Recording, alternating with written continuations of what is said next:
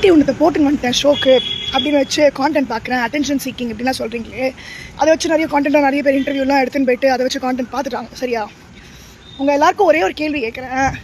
நாட்டுக்குள்ள எவ்வளோ ஒரு தப்பு நடக்குது, கொலை பண்ணுறான், அப்பாவி சின்ன பசங்களை ரேப் பண்ணுறானுங்க, இல்லை வந்து இந்த மாதிரி டவுரி ஹராஸ்மெண்ட் கேஸ் எத்தனை நடக்குது பெண்களுக்கெல்லாம். அதை கேட்குறதுக்கு உங்கள் யாருக்காவது துப்பு இருக்கா கேட்குறேன், துப்பு. ஆஃப்டர் ஆல் ஒரு உப்பு பெறாத ஷோ, அதை நான் அட்டென்ஷன் சீக் பண்ணுறதுக்கு நைட்டி போட்டேன், சரி ஸ்ட்ராட்டஜி நான் வேணா சொல்லிக்கோ, ஆமாம் அப்படியே வச்சுக்கோ. சரியா? இதை கேட்குறதுக்கு அவ்வளோ எஃபர்ட் எடுத்து டைப் பண்ணி வாய்ஸ் நோட்டு போட்டு அந்த வ்ளாகில் வந்து நான் அதை வச்சு பேசினா எனக்கு வியூஸ் வரும்னு இவ்வளோ எஃபர்ட் எடுக்கிறத சிஎம்ஓ தமிழ்நாடுலையோ இல்லை வேறு சீஃப் மினிஸ்டரோட ஆஃபீஸ் வாசலில் போய் நில்லு, ரேப்க்கு அகேன்ஸ்டாக போய் போராட்டம் பண்ணி ஏன் பண்ண மாட்டேங்கிற கமெண்ட்டில் போடு. வந்து அட்டென்ஷன் சீக்கிங்கிறிய அட்டென்ஷன் கொடுக்காம யார் சீக் பண்ணுவாங்க? நீ சரி நான் அட்டென்ஷன் சீக் பண்ணுறேன், நீ ஏன் கொடுக்குற? கேட்குறேன். அதாவது ஒருத்தங்க ஷோக்கு என்ன கலர் நைட்டி போட்டு வந்திருக்காங்க, என்ன கலர் ஜட்டி போட்டு வந்திருக்காங்க, கொடியில் என்ன காய போட்டிருக்காங்க, இதெல்லாம் பார்க்க தெரியறதில்ல உங்களுக்கு. அப்போ நிஜமாவே என்ன கேட்குறதில்ல, இதெல்லாம் நாட்டுக்கு தேவையா அப்படின்ட்டு. நானும் அதான் கேட்குறேன், இதெல்லாம் நாட்டுக்கு தேவையா? ஒரு கேம் ஷோ, சரி நான் நைட்டி ஸ்ட்ராட்டஜியாக போட்டு போனேன், என்னவோ வச்சுக்கோ, ஓகேவா, what ever you want to assume. எத்தனை உண்மையாக தேவைப்படுற ஒரு அட்டென்ஷன் தேவைப்படுற விஷயங்கள் இருக்குது, அதை பற்றி ஒத்தனாச்சும் கமெண்ட் பண்ணுறீங்களா? நானும் கமெண்ட்டில் பார்க்குறேன், சரி நிஜமாவே அட்டென்ஷன் சீக்கிங்கிறாங்களே, அப்போ எது அட்டென்ஷன் தேவைன்னு அதை பற்றி பேசுறியா? நான் இப்போ பேசுகிறேனே.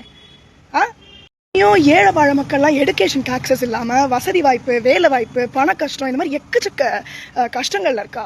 அவளுக்காக நீ ஏதாவது கமெண்ட்ஸில் பேசியிருந்தா கூட நான் அப்ரிஷியேட் பண்ணி எழுந்து நின்று சல்யூட் பண்ணியிருப்பேன், சிலருக்கு போய் சிலரையெல்லாம் விட்டுருந்துருப்பேன். அதை விட்டுட்டு இவங்க வந்து நான் அப்புறம் தான் சொல்லிட போகிறேங்க வேணான்ட்டு ரொம்ப வாயில் வருது. மேலேயும் கீழே மேட்சிங்காக போட்டுருக்காளான்னு பார்க்குறதாடா ஒரு வேலை. அவங்க தான் பரவாயில்ல பிக் பாஸில் கூப்பிட்டாங்க, நான் போய் சரிப்படி வாங்கி வந்தது பத்தாதுன்ட்டு நான் சொல்லிட்டேனே, ஒரு பாடம் கற்றுண்டாச்சு, நான் இதுக்கு மேலே போக மாட்டேன், அது ஒரு உருப்படாத ஷோ, அது வேண்டாம் அப்படின்ட்டு. இதில் வந்து நீங்கள் மற்றதை பற்றி கமெண்ட் பண்ணுங்க. அட்டென்ஷன் சீக்கிங் இப்போ நான் வாங்கிட்டேன் இல்லை அட்டென்ஷன், இப்போ நான் உருப்படியாக தானே பேசுகிறேன், அது வச்சு ஒன்றால் பேச முடியுமா? கமெண்ட்ஸ்லாம் பார்த்தா இல்லை அந்த அக்கா உங்களோட பெட்டரான ட்ரெஸ் தான் போட்டிருக்காங்க, ஒருத்தங்களை தூக்கி பேசணுங்கிறதுனால யாராக இருந்தாலும் ஜட்ஜஸும் ஒரு கேர்ள் தான், அவங்களை அசிங்கப்படுத்தணும்னு அவசியம் கிடையாது. என்ன பொறுத்த மட்டும் என் ஒப்பீனியன். நான் எப்படி நைட்டி போட்டுக்கிறது என் சாய்ஸ்னு பேசுகிறோம், அது அவளோட ஆடிய சுதந்திரம். அதையே அசிங்கப்படுத்துகிறேன். அவள் என்னமோ போட்டுன்னு போகிறா, அதையே நீ தப்பாக பார்க்குற. நானும் அந்த ஆம்ன டிக்கெட்லாம் கேட்கலாம்ல. கமெண்ட்ஸ்லேருந்து ஓவியாவையோ இல்லை மாயாவையோ, அவளும் ஒரு பொண்ணு தான், சரியா? அவளோட ஆடியை பற்றியும் பேசிட்டான். அந்த மாதிரி பேசாதீங்க, தப்பு. நீங்கள் பார்க்குற பார்வையில் தான் இருக்கு. அந்த கமெண்ட்ஸில் போராடு, அது போராட தெரியல உனக்கு. என் கூட அந்த கண்டஸ்டன்ட்டுமே ஷார்ட்ஸ் கட்டோ தான் போட்டுருந்தேன், அதுவும் ஒரு கரெக்டான உடை தானே. அதை பற்றி தப்பா பேசுனா அந்த கமெண்ட்ஸில் போய் போராட. என்ன கேட்கறதுக்கு இவ்வளோ வாய் தெரியறது இல்லை, அங்கெல்லாம் பேச தெரியாது. ஏன் எலக்ட்ரிசிட்டியை பாதி நேரம் கட் பண்ணி போகிறேன், எரிஞ்சு கொட்டுறது, ஏன் எலக்ட்ரிசிட்டி பில் தமிழ்நாடுக்கு சப்ளை சரியா இல்லை அப்படின்னு கேளு. ஏன் அதெல்லாம் கேட்க மாட்டேங்களா? பேசுறியே நீ ஏன் இப்போ பிக் பாஸ் போனேன் அப்படின்னாக்கா நான் தான் ஒத்துட்டேனே. ஆமாம், நான் வேறு ஏதோ எக்ஸ்பெக்டேஷனில் போனேன், போயிட்டு டாஸ்க்லாம் பண்ணலாம், நம்ம ஒரு கேம் ஷோ விளையாடலாம் அப்படின்ட்டு போனேன். அந்த எக்ஸ்பெக்டேஷன் தான் நடக்கலையே. அப்புறம் என்ன அடுத்தது என்ன அப்படின்னு பார்க்காம நைட்டி போட்டுன்னு போயிட்டா அட்டென்ஷன் சீக் பண்ணிட்டா. டே, நாட்டில் எவ்வளோ இருக்குது, நானே பாதுலேருந்து வெளில வந்துட்டேன். சரி நெக்ஸ்ட் என்ன அப்படின்னு பார்க்கலாம். நான் வச்சு தானே எனக்கு சோறு. இப்போ இன்டர்வியூ வரவங்ககிட்டே அதான் கேட்குறேன், ஏன் Bigg Boss Bigg Boss Bigg Boss Bigg Boss Bigg Boss Bigg Boss Bigg Boss இப்படி பீட் பாக்ஸ் அப்படின்னு பண்ணுறியே.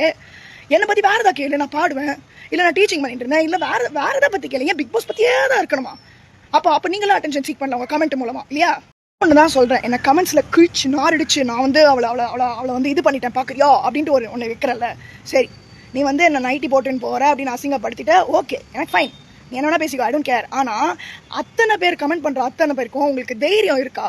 ஏன் ஒரு 5 வயசு குழந்தையோ இல்லை ஒரு 80 வயசு கிழவியோ விடுறது கிடையாது? ஏன் ரேப் பண்ணுறீங்கன்னு போய் கேளு. எங்கே கேட்குறமோ நீ அதை கேளு பார்க்கலாம். கமெண்ட்ஸில் அப்படி ஒரு கமெண்ட்ஸும் நான் பார்க்கலையா? நான் கேட்பேன், நான் கேட்கவும் செஞ்சுருக்கேன். ஏன் மற்றதில் இந்த நாட்டை பற்றிலாம் பேச மாட்டேங்கிறீங்க? அப்போ உங்களுக்கும் இந்த அட்டென்ஷன் தேவைப்படுறதில்ல, அப்போ நான் அட்டென்ஷன் சீக் பண்ணுறதுல தப்பு இல்லை, அப்படிதான். இன்ஸ்டாகிராமத்தில் அடி வாழலாம் அப்படின்னு இன்ஸ்டாகிராமை திறந்தாலே நீங்கள் தான் வரீங்கன்னு ஒரு மெசேஜ் பண்ணுற ஒரு பொண்ணு, அதுக்கு நான் என்னங்க பண்ண முடியும்? காணவில்லை நீ தானேன்ட்டு. ஆக்சுவலி பிக் பாஸ் போனேன், வேறு ஏதோ ஒரு கனவோட போனேன், எல்லாம் அசிங்கப்பட்டு அவமானப்பட்டு வேதனைப்பட்டு செருப்படி வாங்கி வந்து பட்டாச்சு, புரியாது கெட்டவ அப்படின்ட்டு வந்தாச்சு. இந்த இன்டர்வியூலாம் நம்ம நானே கூப்பிட்டே சோறு போடுறாங்க, ஓடியான்னு கூப்பிட்டா மாதிரி இல்லை, ஓடியா மீடியா அப்படின்ட்டு கேட்குற. அவங்க இன்டர்வியூ கேட்குறாங்க, நான் கொடுக்குறேன், அவ்வளோதான். ஏன்னா அவங்களுக்கு இதுதான் வேலையே. இதுலேருந்து தான் அவங்களுக்கு வியூஸ் வரும், இதுலேருந்து அவங்களுக்கு டிஆர்பி கிடைக்கும், இதுலேருந்து தான் யூடியூப் சேனல்ஸ் சொல்கிறேன், this is their bread and butter. அப்போ தான் அவங்களால வந்து சம்பாதிக்க முடியும், சோறு சாப்பிட முடியும், மற்றவங்களுக்கு சோறு போட முடியும்.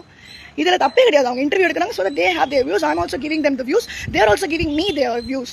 ஓகே தான், கொலாபரேஷன். இதில் எனக்கு எதாவது மானிட்டரியாவோ இல்லை ஏதோ ஒன்று கிடைக்குது, கமெண்ட்ஸ் போட்டதுனால உனக்கு என்ன கிடைக்குது? கிடைக்கிறதுனால ஏதாவது உனக்கு ஹாப்பியாக இருந்தால் பண்ணிட்டு போ, எனக்கு பிரச்சனையே கிடையாது.